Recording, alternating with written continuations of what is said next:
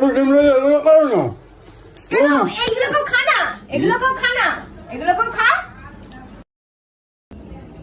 হ্যাঁ বুঝু, কি রান্না করছো বুঝু? ডিম। ডিম করছো কেন? একটু বর্ষার ওয়েদার ছিল কেন, একটু ইয়ে করতে হবে, খিচুড়ি করতে হবে তো, খিচুড়ি বেগুন ভাজা। খিচুড়ি ভালো লাগে না, এই গরম কম আছে নাকি?